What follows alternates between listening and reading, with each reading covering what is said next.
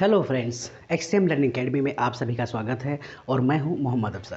Friends, Bharat के भूगोल में हमने अब तक जो है भारत की स्थिति एवं विस्तार एवं भारत के राज्य एवं केंद्र शासित प्रदेश को पढ़ा है। आज की इस क्लास यानी जो आज की हमारी क्लास है, तीसरी क्लास है और इस तीसरी क्लास के अंतर्गत हम भारत की स्थलीय एवं तटीय सीमा रेखा को पढ़ेंगे। फ्रेंड्स, भारत के भूगोल के जितने भी महत्वपूर्ण टॉपिक्स होंगे वो सारे टॉपिक्स मैं यहाँ आपको कवर करवा दूंगा। बस आपसे रिक्वेस्ट ये है कि आप हमारे चैनल पे बने रहिए, चैनल को सब्सक्राइब कीजिए, लाइक कीजिए, शेयर कीजिए और जो है लोगों तक पहुँचाइए।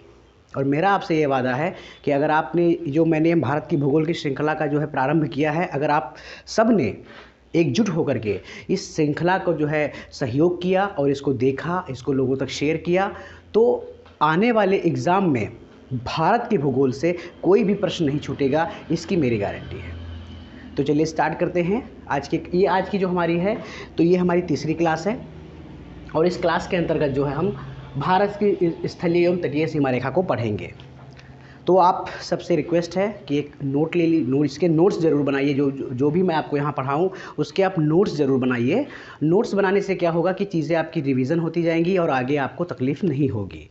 तो भारत की जो है स्थलीय एवं तटीय सीमा रेखा हमने पढ़ा था। हमने जो है भारत के जो अंतर्राष्ट्रीय मुख्य भूमि से लगे हुए जो 7 देश थे उसके विषय में बताया था और मैंने आपको ये भी कहा था कि भारत के 16 राज्य और 2 केंद्र शासित प्रदेश जो है तो इन 7 देशों के साथ अपनी सीमा साझा करते हैं। अभी मैं आपको उन देशों के जो है तो जो देशों के साथ जो भारत के राज्य सीमा साझा करते हैं उसको मैं यहाँ लिख दूँगा। आप उसको क्या करिए, उसको भी आप नोट डाउन करते जाइए। देखिए, जो पहला हमारा पड़ोसी देश है तो वो है आपका पाकिस्तान।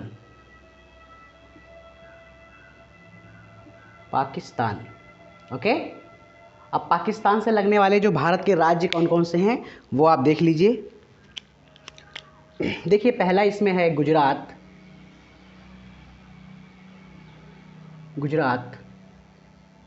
राजस्थान,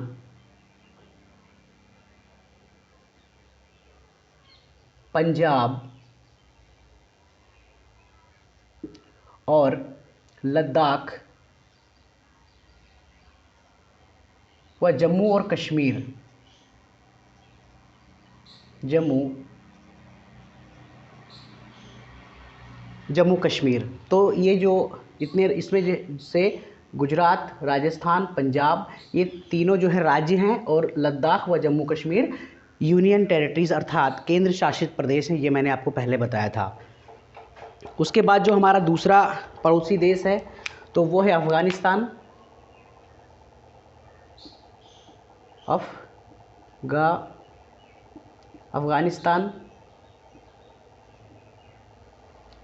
अफ़गानिस्तान के साथ भारत का एकमात्र केंद्र शासित प्रदेश जो है लद्दाख, इसके साथ अपनी सीमा साझा करता है। सिर्फ लद्दाख, ये आपको याद रखना है, सिर्फ लद्दाख एकमात्र केंद्र शासित प्रदेश है जो अफ़गानिस्तान के साथ अपनी सीमा को साझा करता है। ओके।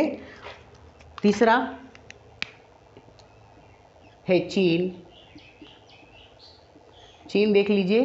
चीन पहले हिमाचल प्रदेश के साथ सीमा साझा करता है। हिमाचल प्रदेश, उत्तराखंड,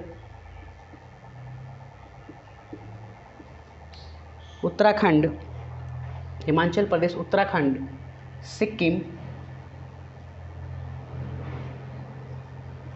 के भी क्या करता है, सिक्किम के साथ भी जो है सीमा साझा करता है। और अरुणाचल प्रदेश, लास्ट में लद्दाख से भी अपनी सीमा साझा करता है जो है चीन। लद्दाख भी जो इसमें है, लद्दाख के साथ भी क्या करता है, सीमा साझा करता है। लद्दाख क्या है, लद्दाख केंद्र शासित प्रदेश है, वो आप देख लीजिए। उसके बाद चौथा है नेपाल के साथ कौन कौन से भारत के राज्य जो है सीमा साझा करते हैं। तो पहला क्या है, पहला है उत्तराखंड, हमारा प्यारा उत्तर प्रदेश, फिर बिहार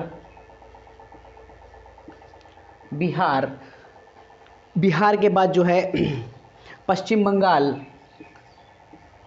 पश्चिम बंगाल और सिक्किम।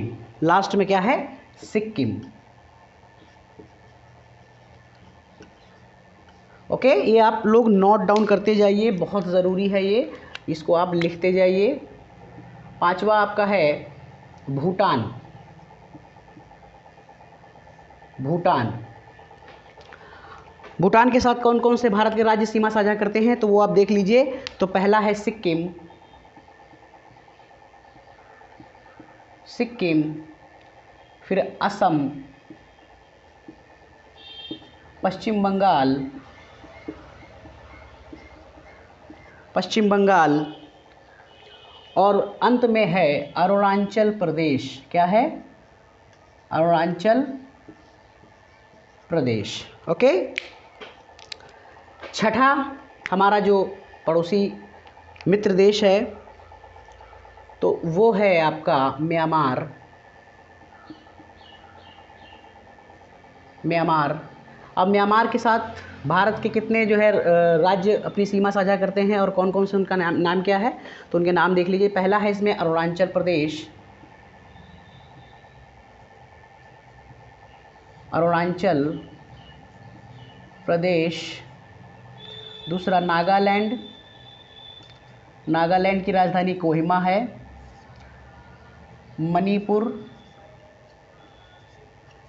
मणिपुर की राजधानी इम्फाल है, ये भी आप देखते जाइएगा, मैंने इसको क्लास करवाया है आपको।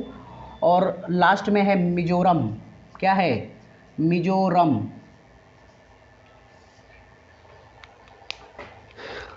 सातवां और अंतिम देश कौन सा है जिसके साथ भारत के राज्य सीमा साझा करते हैं, तो वो भी आप देख लीजिए, वो है बांग्लादेश।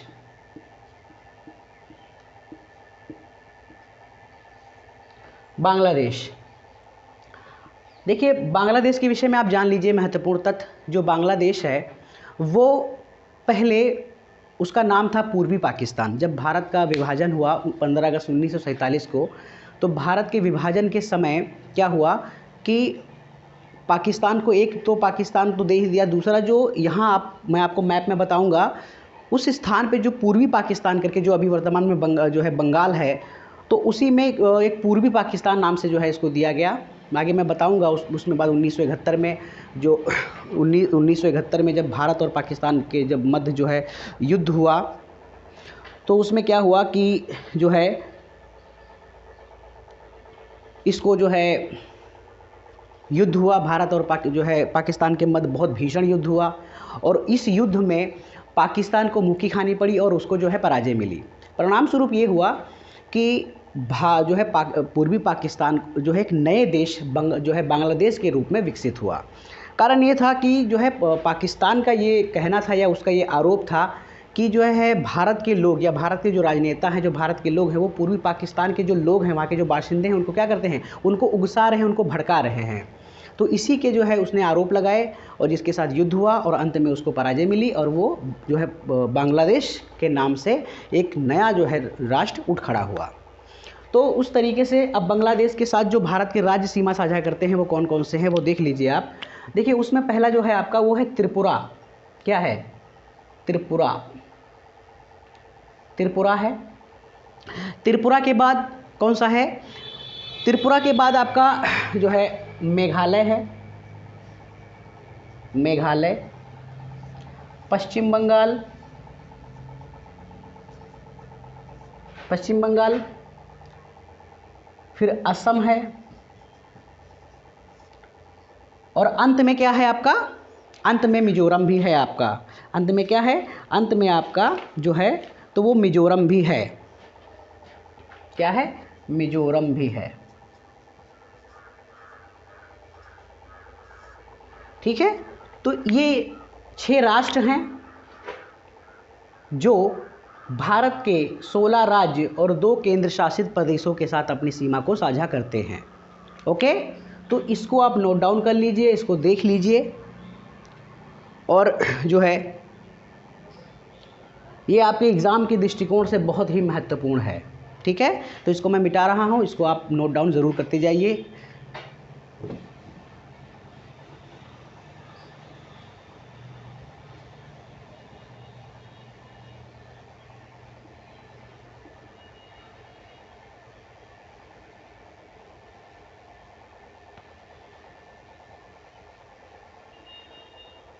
ओके। अब देखिए कुछ प्रमुख जो है सीमा रेखाएं खींची गई हैं, कुछ प्रमुख सीमा रेखाएं हैं जो इन कुछ प्रमुख देश जो है देशों को क्या करती हैं, अलग करती हैं, उनको कहते हैं अंतर्राष्ट्रीय सीमा रेखा। तो अब हम अंतर्राष्ट्रीय सीमा रेखा के विषय में जानेंगे कि अंतर्राष्ट्रीय सीमा रेखा क्या होती है।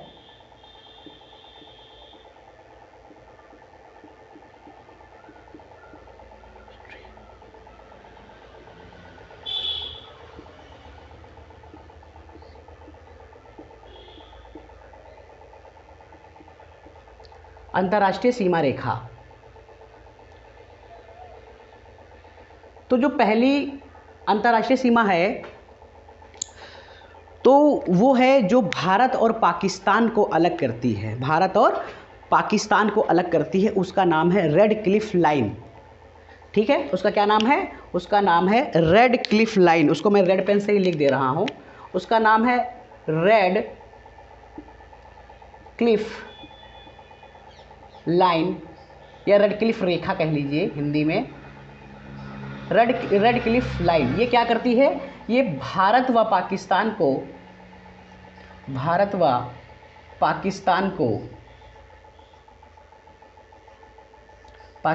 विभाजित करती है या अलग करती है, विभाजित करती है। ठीक है, रेड क्लिफ लाइन ये भारत और पाकिस्तान को विभाजित करती है, साथ ही साथ ये पहले पूर्वी पाकिस्तान को और भारत को भी विभाजित करती थी, लेकिन जब पूर्वी पाकिस्तान जो है बांग्लादेश बन गया तो वो रेखा भी, उसका भी जो है महत्व खत्म हो गया। लेकिन अभी भी वर्तमान में भी उसको रेड क्लिफ नाम से जाना जाता है, जो भारत और बांग्लादेश की सीमा का विभाजन कर जो है उसका विभाजक का कार्य करती है। तो इस तरीके से रेड क्लिफ लाइन, अब इसको इस रेखा को जो है खींचा किसने था, इस रेखा के निर्धारण किसने किया था, तो वो थे sir Cyril John Radcliffe. उन्होंने 12 अगस्त 1947 को जो है इस रेखा को जो है निर्धारण किया था। अब देख लीजिए आपकी वो रेखा कहाँ तक यहाँ तक खींची हुई है, वो आप देख लीजिए। पहले हम यहाँ एक भारत का मैप बना लेते हैं सुंदर सा, उसके बाद हम आपको बताएंगे कि कौन ये रेखा जो है, छोटा सा ही मैप बना लेते हैं, कोई बड़ा नहीं बनाते हैं।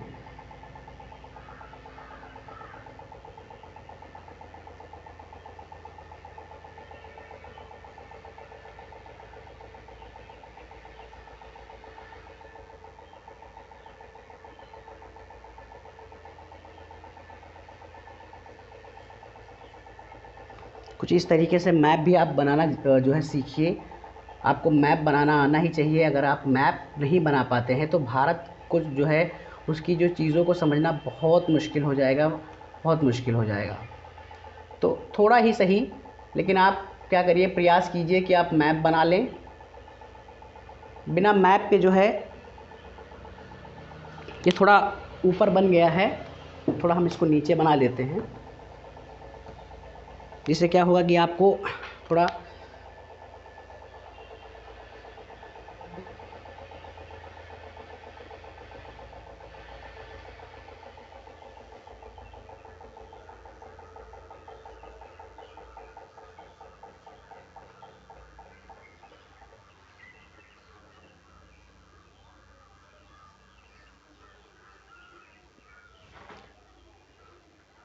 कुछ इस तरीके से आप देख लीजिए इसको बनाना।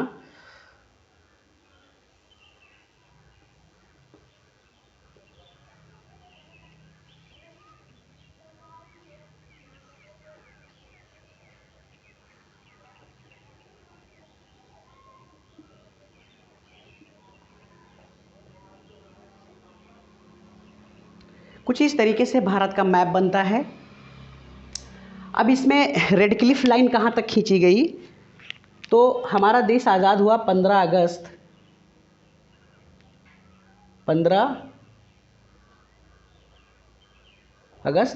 1947 को। ठीक है, तो भारत का विभाजन भी तो तकरीबन 14 अगस्त 1900 जो है 47 पाकिस्तान का भी जो है स्वतंत्रता दिवस मनाया जाता है।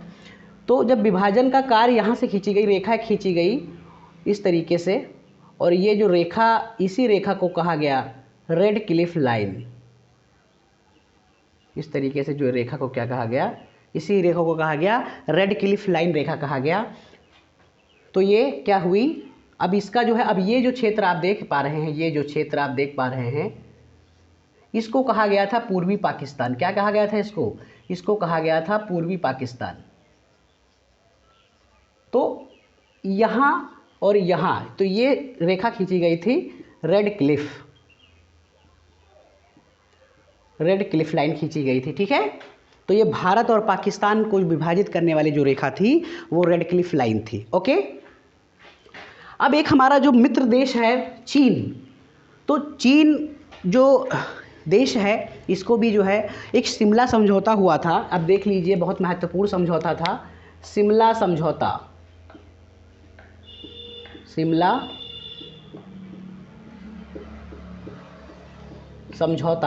ये हुआ था 1972 को, और इसके तहत जो है भारत और चीन के मध्य जो है तो एक रेखा खींची गई थी। देख लीजिए, भारत और जो चीन के मध्य जो है एक रेखा खींची गई थी, वो किस समझौते के अंतर्गत खींची गई थी?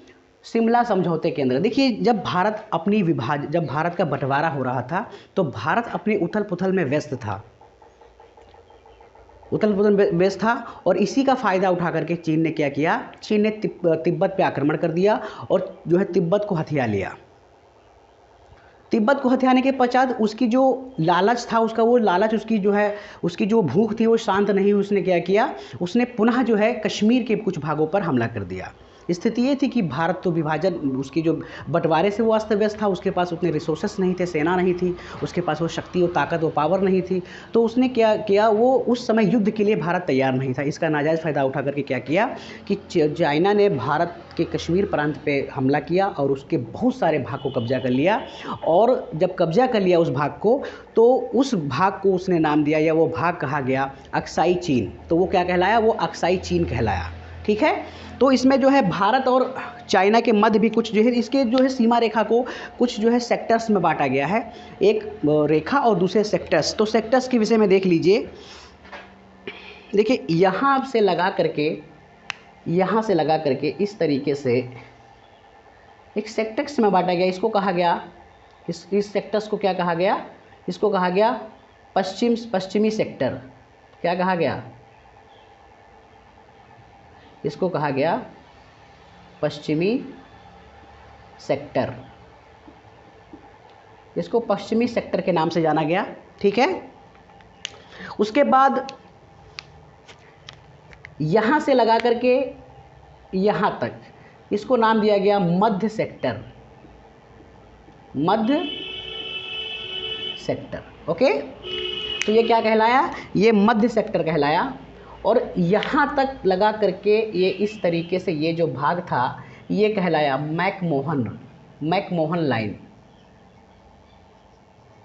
आप किताबों में देखते हैं, छोटी छोटी किताबों में, तो आपको ये चीज़ें खाली मैकमोहन आपको बताया जाता है। लेकिन अगर उसको एक डीपली देखा जाए, या डीपली जब आप अध्ययन करेंगे, जब आप यूपीएससी स्तर पे जब अध्ययन करेंगे, तो वो फिर इस तरीके से आपको पढ़ना पड़ेगा। तो ये क्या कहलाया? तो ये मैकमोहन कहलाया, ठीक है। तो इस तरीके से ये चीज़ें कहलाई। अब हम बात करते हैं अफ़गानिस्तान, जो हमारा जो है पड़ोसी देश है। तो पहले जब भारत और पाकिस्तान एक था, तो जो है भारत और अफ़गानिस्तान के बीच में जो एक विभाजक रेखा थी, उसका नाम था डुरंड रेखा। डुरंड लाइन उसे कहा गया। उसे क्या कहा गया? डुरंड लाइन कहा गया। तो वो क्या करती थी वो, लेकिन जब भारत और पाकिस्तान का बंटवारा हुआ तो वो लाइन समाप्त कर दी गई। लेकिन अभी जो एक भारत का एक प्रांत है, यहाँ तक, ये अफ़गानिस्तान यहाँ से स्टार्ट होता है, इस तरीके से ऊपर आपको अफ़गानिस्तान स्टार्ट होगा।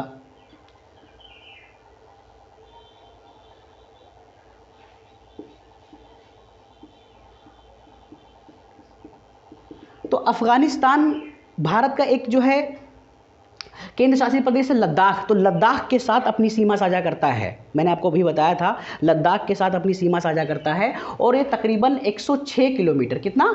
106 किलोमीटर ये जो है भारत के साथ अपनी सीमा साझा करता है। और भारत और पाकिस्तान को जो अलग करती है एक रेखा, तो उसको कहा जाता है डुरंड लाइन। क्या कहा जाता है उसको? तो उसको कहा गया है डुरंड लाइन, ओके।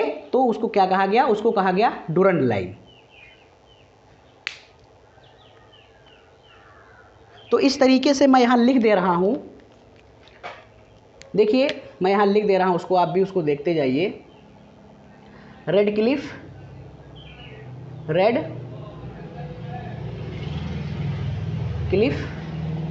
रेखा ये क्या करती है, ये जो है भारत और पाकिस्तान को अलग करती है। किसको किसको, भारत को और किसको, भारत और पाकिस्तान को।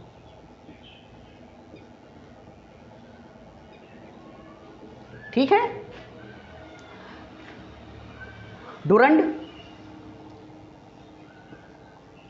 डूरंड लाइन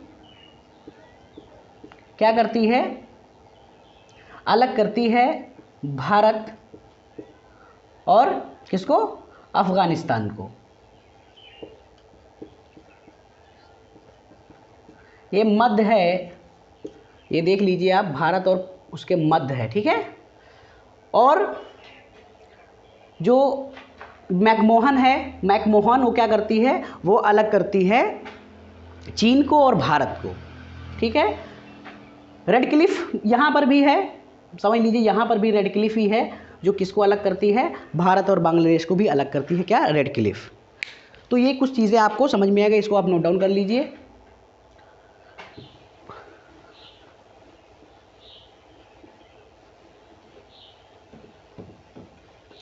अब यहाँ आते हैं भारत के जो है, भारत की तटीय सीमा, भारत की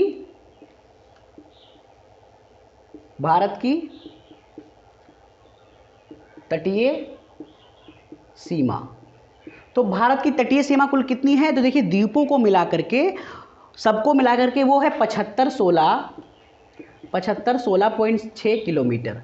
इसमें द्वीपों को भी जोड़ा गया है, अंडमान निकोबार लक्षद्वीप को भी जोड़ा गया है, 7516 है। ठीक है। तो ये आप देख लीजिए। भारत के जो है तटवर्ती राज्य, यानी भारत के जो 9 राज्य ऐसे हैं जो समुद्री सीमा साझा करते हैं, यानी तटीय सीमा साझा करते हैं।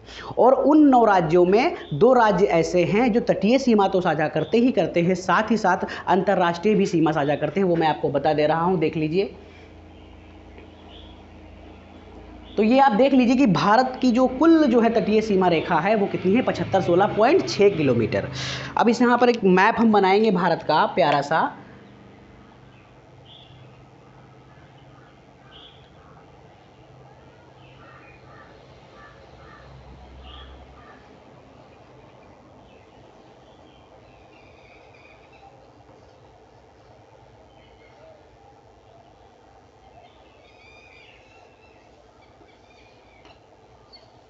देखिए इसमें कौन कौन से जो है राज्य सीमा साझा करते हैं।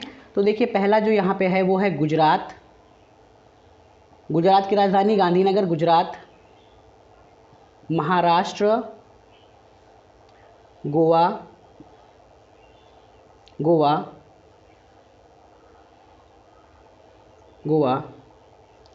कर्नाटका,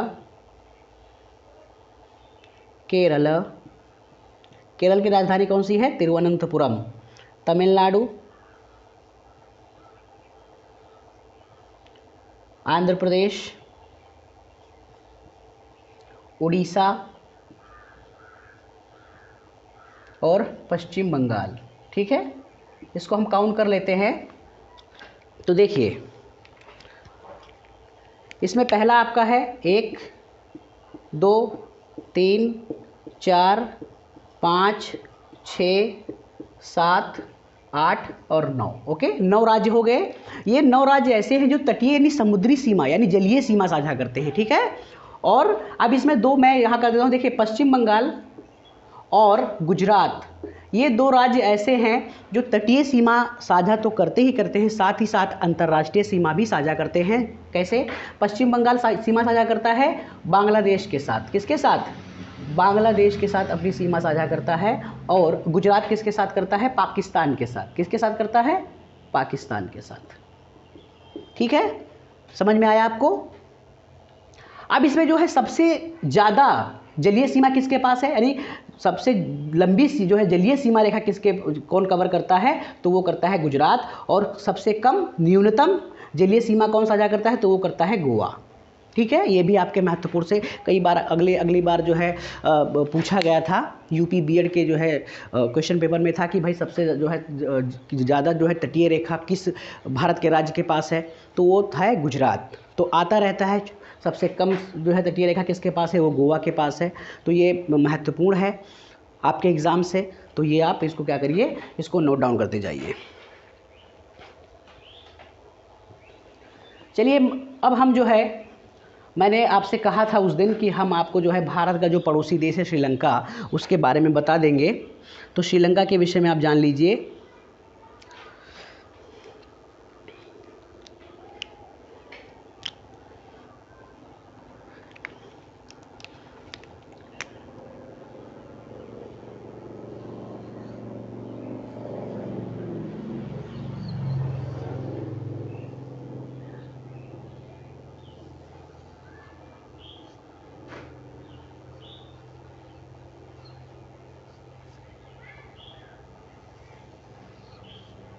देखिए ये आपको भारत ऐसा रफली दिखता है। अब यहाँ आप देख लीजिए जो है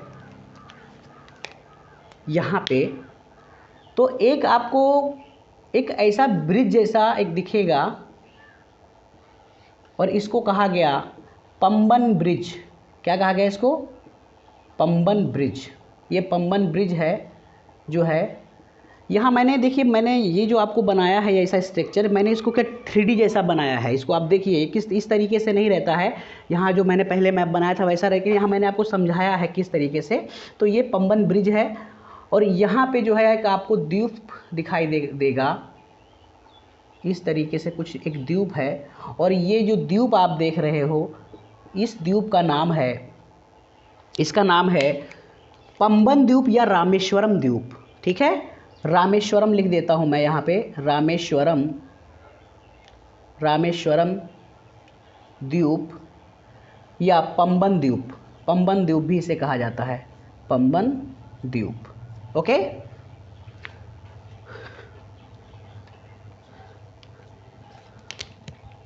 यही से जो है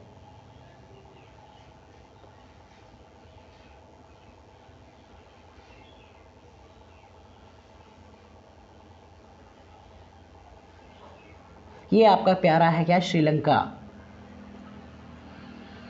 श्रीलंका है ये। अब यहाँ से देख लीजिए, यहाँ पे आपको जो क्या है, एक पत्थरों की संरचना देखने को मिलती है, एक पत्थरों की संरचना देखने को मिलती है यहाँ पे, और यही कहलाती है राम सेतु। क्या है ये, राम सेतु। इसे एडम ब्रिज भी कहा जाता है, एडम ब्रिज या आदम का पुल भी कहा जाता है, इसको जो है राम सेतु भी लोग कहते हैं। ऐसा माना जाता है कि रामायण में भगवान श्री राम जो है, तो इसी के सहारे वानरों की सेना ने पत्थरों पे उनका नाम लिख करके पानी में जो है फेंका था, वो जो है पत्थर डूबे नहीं थे, और इसी से क्या किए, वो श्रीलंका पहुँचे थे और उन्होंने जो है माता जो है सीता जी को छुड़ाया था। ऐसा कुछ, ऐसा रामायण में हमको जो है सुनने को मिलता है, देखने को मिलता है। तो ये क्या है, ये जो पत्थरों की संरचना क्या कहलाएगी, ये राम सेतु, एडम ब्रिज या आदम का पुल भी इसे कहते हैं। क्या कहते हैं, आदम का पुल।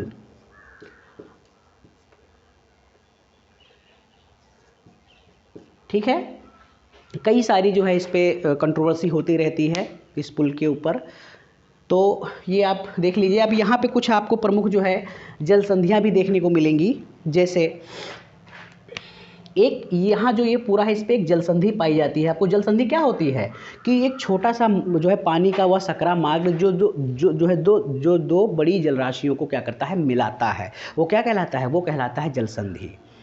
तो उसी तरीके से तो यहाँ एक जलसंधि है जिसको कहते हैं पाक की जलसंधि। क्या है, पाक की जलसंधि। अब वो जलसंधि क्या करती है, वो देखा जाए तो वो जो है भारत और जो है अलग करती है श्रीलंका को। अब यहाँ पे 2 पॉइंट और आप यहाँ नोट कर लीजिए। देखिए यहाँ पे ये जो भारत का जो सबसे आखिरी कोना है, इसको कहा जाता है धनुषकोणी। क्या है वो, धनुषकोणी। ये क्या है, भारत का सबसे अंतिम बिंदु है। ये जो पंबन ब्रिज है भारत का ही ब्रिज है, और यहाँ पे एक धनुषकोणी, और यहाँ पे जो श्रीलंका का अंतिम बिंदु है वो है तिलाई मन्नार। क्या है, वो है तिलाई मन्नार। तो तिलाई मन्नार है। तो अब यही जो एक जलसंधि पाई जाती है, उस जलसंधि को क्या कहा जाता है, उस जलसंधि को कहा जाता है पाक की जलसंधि। पाक की जलसंधि किसको अलग करती है? तो पाक की जलसंधि अलग करती है फ्रेंड्स भारत और श्रीलंका को। ओके, यहीं पे जो है एक आपको पाई जाती है खाड़ी। इस खाड़ी को क्या कहते हैं? उसको कहते हैं पाक की खाड़ी। क्या कहते हैं उसको? पाक की खाड़ी। और यहीं आपको देखने को मिलेगी एक खाड़ी जो है, तो वो होती है मन्नार की खाड़ी। क्या कहते हैं उसको? उसको कहते हैं मन्नार की खाड़ी। ठीक है, तो कुछ इस तरीके से जो है आपको चीज़ें देखने को मिलेंगी। अब यहीं पे जो है और देख लीजिए, देखिए यहाँ पे आपको छोटे छोटे जो है द्वीप दिखाई देंगे। इनको कहा जाता है लक्षद्वीप। क्या कहते हैं इनको? इनको कहते हैं लक्षद्वीप। और यहाँ पे आपको देखने को मिलेगा मिनिकॉय। उसके बाद यहाँ आपको देखने को मिलेंगे मालदीव्स। क्या हैं? ये है मालदीव्स, मालदीव। ठीक है, तो इसी तरीके से यहाँ पे अब क्या होते हैं, तो ये आपके हिसाब से, एग्ज़ाम के हिसाब से जो है बहुत ही महत्वपूर्ण है। आज के लिए बस इतना ही। अगली क्लास में हम किसी अन्य टॉपिक पे जो है चर्चा करेंगे। तब तक के लिए जो है अपना ख्याल रखिए और इसके नोट्स बनाते जाइए। इसके नोट्स आप ज़रूर बनाते जाइए, क्योंकि इसके नोट्स जो है तो आपके एग्ज़ाम के हिसाब से बहुत ही महत्वपूर्ण हैं।